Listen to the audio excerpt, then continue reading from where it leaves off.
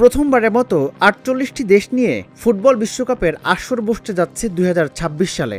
নানা কারণে ক্রীড়াঙ্গনের মেগা এই ইভেন্ট নিয়ে উন্মাদনা বেশ আগেভাগেই শুরু হচ্ছে। আসন্ন বিশ্বকাপে এখন পর্যন্ত সরাসরি খেলার যোগ্যতা অর্জন করেছে ২৮টি দেশ।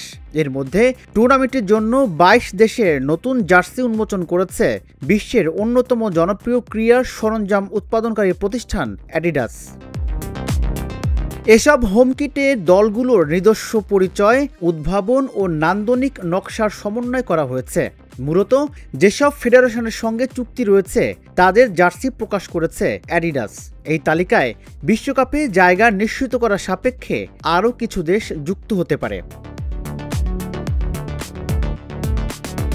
আর্জেন্টিনার ঐতিহ্যবাহী আকাশি সাদা ডোরাকাটা নকশা থেকে শুরু করে জার্মানির পুনর্নির্মাণ জ্যামিতিক নকশা কিংবা জাপানের সূর্য দিগন্ত থেকে আসা রঙের ছোঁয়া, প্রতিটি জার্সিতে স্ব নিজের আত্মাকে এক নতুন ও আধুনিক আঙ্গিকে ফুটিয়ে তোলা হয়েছে।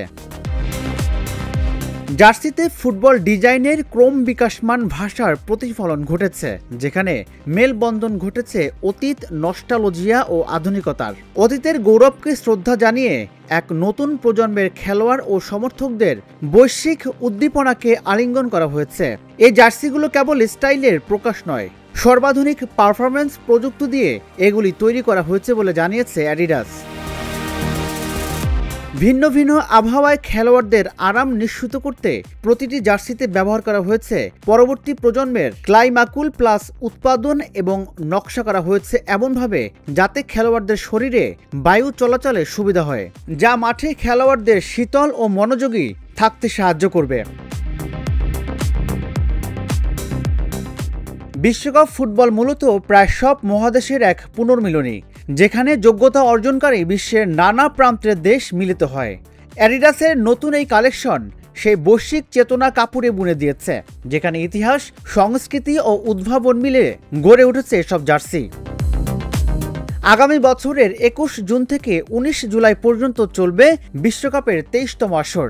তবে এখনও বিশ্বকাপের ড্র অনুষ্ঠিত হয়নি।